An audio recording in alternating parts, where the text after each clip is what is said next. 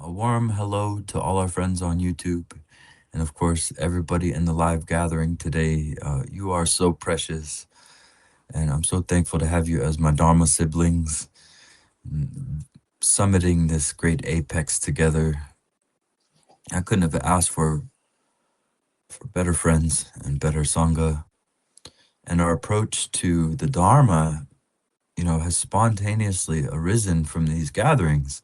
So even both books are spontaneous kind of creations, expressions of our gatherings. For those who don't know on YouTube, yes, we gather live twice a day. We keep this butter lamp lit for everybody. And so, of course, the Way of Abiding is one of our root texts. It's one of our primary texts. It was composed by Longchen in the 1300s, and it's a synthesis of many great tantras, sometimes enumerated as 18, 19, or even 21. But basically, all the teachings of Vimalamitra, Padmasambhava, Vairotsana, and Srisingha, Garabdorje, many of these, well, we could say Indian Pandits or Indian masters that were sort of migrating north, even further than Tibet, actually. And there's a lot of history in the Tarim Basin, a lot of Dharma history that's still, what is it called? The Tatlamakan Desert? Anybody familiar with the Tarim Basin? It's a fascinating place if you like history or archaeology or anything. Yeah, Sri Singha was Chinese. Excuse me. Taklamakan, nice, Gangshar. Yeah, I mean, that's the place where they found this mummy, right? The stoner, like 3,000-year-old mummy that had a pound of weed on him. And the weed was still smokable. That's how well the desert preserves things. And those archaeologists, they were probably dabbling a little bit. I mean, if you get a chance to smoke 3,000-year-old weed, just go ahead and do it. Hi, little bear. Hi. Hi. But be careful. Take one hit at a time, okay? You never know. There could be some Buddha Kush. Also, I'm just kidding. Don't smoke 3,000-year-old weed. Yeah, drink a 3,000-year-old cup of coffee with it. I don't know if they found any coffee beans, but I'm telling you, if you ever want to take a look, the mummy is so preserved. I don't know if it was 3,000 years old. I don't have the exact dating, but very well preserved mummy there. It still had the hair and skin and everything. Okay, what does that have to do with this? Well, what does that have to do with the Way of Abiding? Well, there's a lot of Dharma up there in the Tarim Basin, like in Khotan and Kushta, and the nine yanas. I won't go into it fully, but that's when I was studying the nine yanas and tracing them back to basically as far as I could. You can find a lot of cool stories in those places of how Buddha Shakyamuni even traveled up there. Ashoka's son, lots of accounts. So, yeah, very fascinating. Okay. Oh, yeah. For those who are confused about my Discord post, where I just posted a bunch of terms, you guys need to catch up. Those are ancient terms for Dzogchen. Those are like Vedas, Dzogchen in the Vedas there. Mahajana, isn't that amazing? Mahajana, even Yoga Niroda, Nirodi, is it Nirodi or Niroda? Um, Everybody thinks that's the hypnagogic state because now it's in that context, but that actually was a synonym for Dzogchen too. Okay, so yeah, Yoga Nidra was actually in ancient and very old tantras is a synonym for Dzogchen. Rangjung, that's exactly what I'm talking about. Yes, also that's exactly what I'm talking about. they have so much history up there that sort of desert kind of went over it, right? And they lost it a little bit. But the Bun tradition itself, I mean, they kind of hold the secret there, to this ancient curriculum, this timeless curriculum. Like if it really came from space or Atlantis or something, we don't, but it's something. It's something. There's no way that the nine yana, there's no way that this entire body of teachings could be this perfectly synthesized and just everything matching together so perfectly. Anyway, I'm not going to go into Tarim Basin right now and the Bun tradition, but my opinion is that the Dharma started migrating in the ancient kingdoms of Tibet where they didn't have a written language yet. So that's why modern academics think that Buddha Dharma came in the 7th century. But no, it came much earlier than that. And then they even have the physical termas of people coming like 300s, 400s, and hiding things. So I could go on and on about that, but I won't. I just want to read a little bit of Longchen before we check out today. We're going to discern the implications. Now, remember, every time you do a 10-minute session, this is a 10-minute effortless abiding. The encouragement here is to practice pure effortless abiding. So we have many temptations to get involved during that short session, but I really invite you to try it. Completely leave things alone. You're going to try to get in there and alter something or modify or evaluate something, but pure effortlessness can be very, very tricky. It's a state of really just leaving your consciousness be. And so every time we do the 10-minute session, you're practicing the first great samaya of this book, Ineffability. You're saying, well, what is it like if I don't conceptualize my experience right now? What is it like if I don't evaluate this with mentation, right? With this kind of proliferating evaluation. What's it like if I don't write a paragraph about what's happening right now? Can I leave it alone? Can I leave it mysterious? Can I embrace the I don't know mind? And so ineffability, free of concepts, you are practicing that in the 10-minute sessions. If you notice yourself, if you come here and you have some predisposition, like maybe you're a little bit sad or something, well, you are practicing the second great samaya of this text, which is openness, because you're letting your sadness or your angst, whatever it may be, you're letting it self-liberate. You're letting it alleviate. And this could be something you got into with your partner, something that tragic that happened yesterday. It could be a lot of things that are just in you. And so you let that be, and you're practicing openness. And the third great samaya is pure presence, or spontaneous presence, as it's called here in the book. And that also, you're practicing that during the 10-minute sessions. You're practicing spontaneous presence.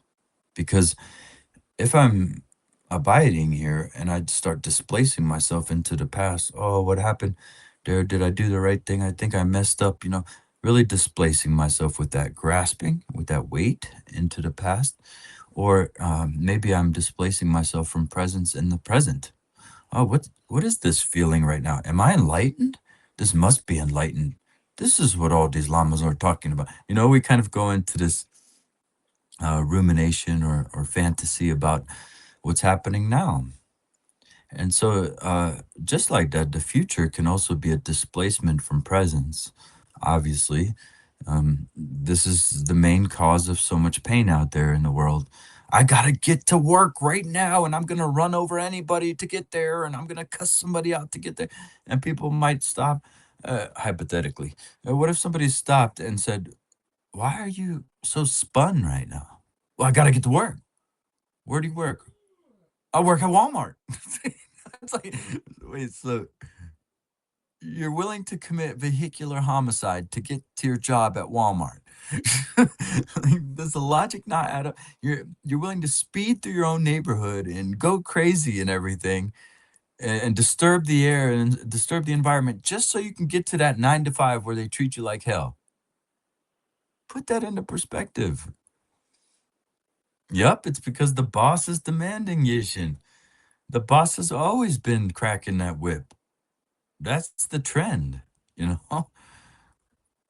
And I encourage all of you who feel pressure from your bosses, from your jobs, unless you're out there like saving the polar bears or something, it's really, I mean, most of the time that stress is not worth your mental health. It's just not. So displacing yourself out of presence can be, it can be hard on your system too. And Oza, nice one. But anyway,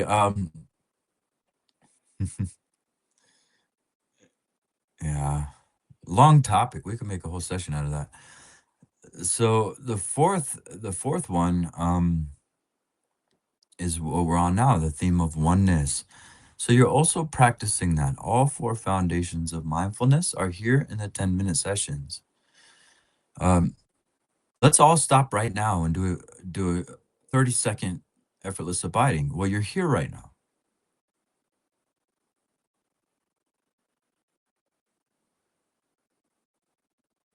See? You're really here right now. That's what we want. We don't want to go into a deep slumber with our meditation. We want that inclusivity of the fourth samaya of oneness. That the whole world is abiding with you.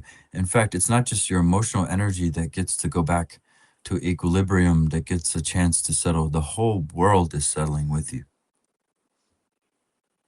Okay?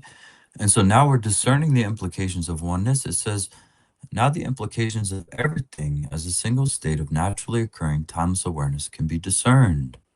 Remember, all four samayas are synonymous with awareness.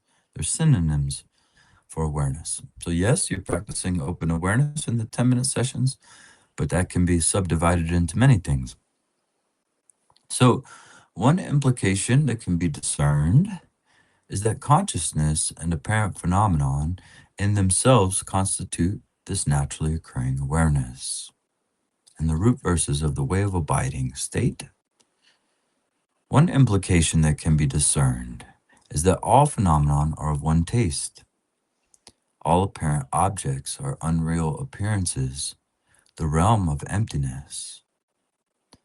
Regardless of how things appear, rest within what is singularly uncontrived. The unique simultaneity of emptiness and lucidity arises in the immediacy of whatever manifests. Yes, so the advice here, hold on there, Yeshe. Remember, Longchen is not just saying in this book, everything's perfect. He's actually giving you advice, and it says, rest within this singularity,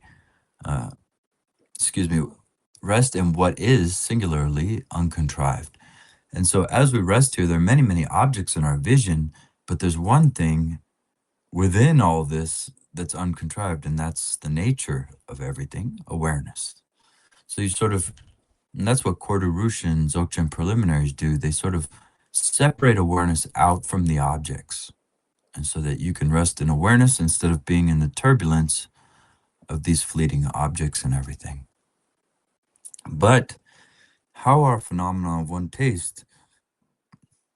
Those like the philosopher Zizek may have a contention with this. Well, all phenomenon being of one taste does not mean that you can't enjoy an apple or something like that. It just means one taste apple. I didn't mean to do that, but it just worked out. So anyway, you can still enjoy an apple, but now you're enjoying everything. The cold breeze, the cold breeze is entertaining. The silence in the air is fascinating. A little butterfly fluttering around is completely, leaves you starstruck. It's not a celebrity. That is the celebrity. That coyote that you see out there in the sagebrush is the celebrity. And you're like, oh, can I get your autograph? Maybe not that far, but, it's like making sense, right? The most mundane things are the magic.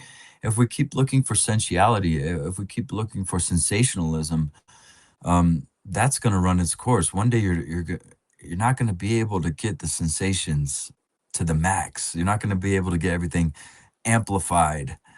And that's basically what every sentient being is doing. They're chasing sense pleasure, getting hooked on sense appearances, until those appearances run their course, until there's no more porn to look up, until there's no more food to eat. You've eaten it all. You've eaten. There's no more I don't know, objectification of people. Using them for things. That like a lot of wealthy people, they feel like, oh, if I just hustle and bustle and use people and get all this wealth, and they're still not happy because the sense world will just not do it. It's not going to give you that happiness. Yeah, it's a hungry ghost kind of thing, exactly. And unfortunately, that hungry ghost mentality is exactly what gets perpetuated. You're giving life to the hungry ghost mentality when you're depending solely on the sense world. Yeah, go ahead, Oza. What you just said, especially the first part, really resonates. Sometimes, when I'm kind of into it, not into it, maybe, like not cycling, and kind of I feel like I'm in the imminence or whatever you can call it of it. Mhm. Even when my body touches this, bed sheet, this comfy type of thing, or when I see the cats, or when I see grass and stuff like that, I will get this, pretty extreme pleasure type of thing from that, pretty strong and constant, like not non-stopping.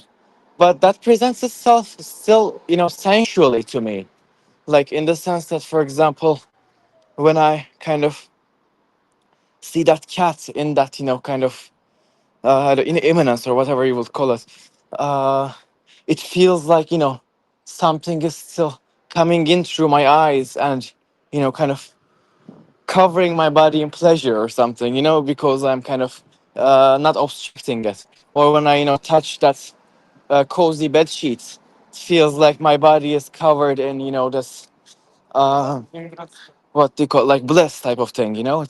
Uh, it's multiplying bliss type of thing. So are those two things kind of like opposites, or are they together in a sense? Does that make anything sense or nonsense? Yeah, don't. Some of you doubt yourself at the end of your sharings. There's no need. You are becoming very, very good. Yeah, you guys are very, very good speakers. Uh, so you can do your inquiries without that doubt. Okay, but Okay. yes, just consider that the five wisdoms are the counterpart. So right now you're placing yourself purely in the context of the eight consciousnesses and conditioned consciousness. So as the sense fields liberate, they are wisdom. So they are pure consciousness. So that's the middle way there. Can I still enjoy the feeling of a bed sheet or sensations? Of course. Yeah, in fact, it all becomes way more magical without the grasping in there. And so, yeah, we want to allow the wisdom world to appear. And what we call our senses, that's our mind. That's our kind of wisdom mind. When it gets untangled, it's the wisdom mind. And so we don't want to say, well, me enjoying this sheet is conditioning, but me enjoying this pizza is conditioning, and me enjoying this sheet is not conditioning, anything like that. No, Oh yeah. it's really hard to pinpoint. That's kind of what I was saying to Tao. It's really hard to put your finger on enlightenment. So when you start to experience things that are a little bit abstract, or present moment, bliss or joy, we want to leave those alone. We want to let those be. Okay. Oh, for sure. Yeah. Thank you. That makes a lot of sense. Thank you. Present moment bliss rolling around in a bed sheet sounds awesome. That doesn't sound, Yes, it's really nice. but that's the middle way. If you start to like wrap the sheet around your face and like, I love this sheet. You're like pulling your mom on it. Look, mom, you gotta love this sheet too. That's grasping. Oh, That's obsession. yeah, that's fanaticism that comes from it. We're trying to get right in the middle here. So let's just go on a little bit more before we close out. So we're gonna read here. It says, when any, this is the commentary on the verses we just discussed. It says, when anything manifests, rest in naturally unsullied awareness, in a supreme state without reification, lucid and unceasing. You see, so you have your mind here. Longchen is saying, rest naturally. With this, the nature of phenomenon arises empty, yet I would say the nature of phenomenon expresses empty, yet lucid and free of elaboration.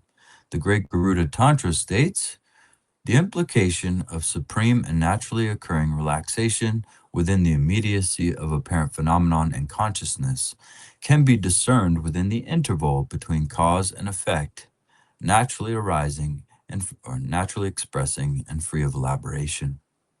I don't know why Richard Barron favored that word, but it was a long time ago, 1998. Maybe he changed his mind by now. Arising in that context isn't my fave.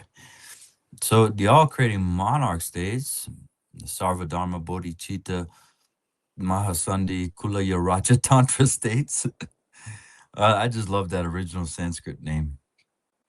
Completely pure meditative absorption in the unborn nature of everything does not depend on circumstances or whether or not one is meditating. The focus of meditation is all phenomenon, however they manifest. Since there is no technique that specifies how or where to rest, one meditates by resting in the natural state without seeking. Yeah, wow, that's a great line. Remember that the all creating monarch, according to Namki Norbu and Adriano Clemente, is broken down into three main parts. And I believe this is part of the root tantra part. 54 chapters out of the 84, I think, are on the root tantra. So it's a composition of many tantras and synthesized, but this right here out of the Kunya Kalpo, man, that's it. The focus of meditation is all phenomenon. It's again, the translation might mix you up because it's not that all phenomena are the focus, but we want to include all phenomena into our awareness practice. So the six expanses states, in the nature of mind, which has nothing to do with reification, the manifestation of apparent phenomenon, unceasing and pure, is revealed by me, Samattabhadra, to be meditative absorption in the supreme display. Yeah, so that has more implications than may be obvious on the surface. When it's saying it's revealed by me, Samattabhadra, it's not like a big divine ego trip that this person is on. That's your mind, Samattabhadra. And whether you've found the Dharma explicitly or not, your mind is leading you home. You may take the long way because you're stubborn and you love the sense world, or maybe you even want to stay to save beings or something. I don't know. So either way, your mind is bringing you home. And everything that's happening to you is a teaching until it's not, to bring you home, to bring you into complete liberation, where where you've always been home. Right? You just sort of displace yourself. Yeah, is there a question there, Nyima? Yeah, I just had a question up above this paragraph where it said, let me see, it said, I think it was saying all phenomena. When it says all phenomena, it's not meaning like the focus of meditation is all phenomena, however they manifest. Is that meaning that's not meaning individual phenomena themselves? Is that, or does that mean like the whole field of evenness, like phenomena? Exactly. Oh, you guys are so advanced now. It's crazy. It's the latter. I Okay. can't believe I can't believe you just said that. There's like Rinpoches that don't even know that. Well, Very good. It's the great evenness. Exactly. Okay, cool. All of it, right? All of it.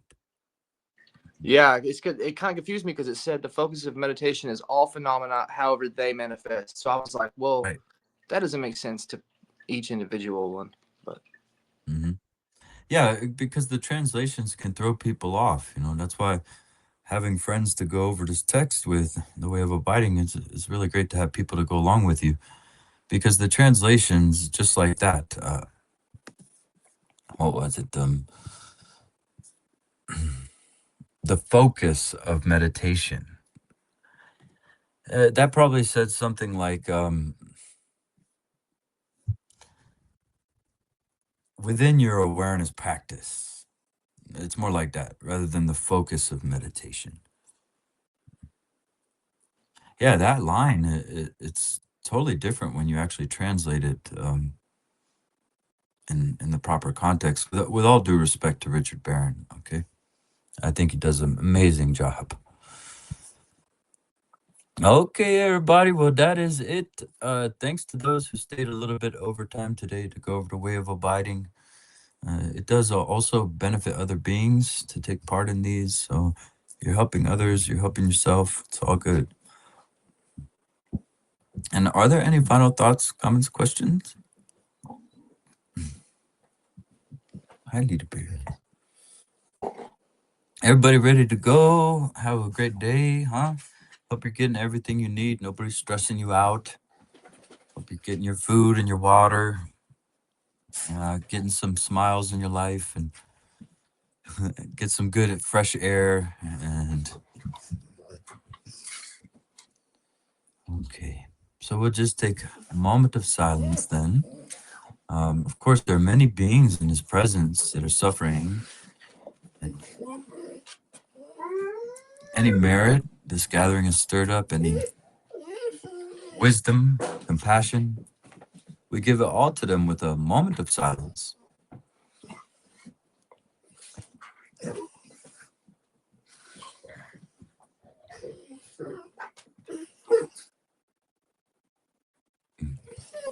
And deep bow to everybody.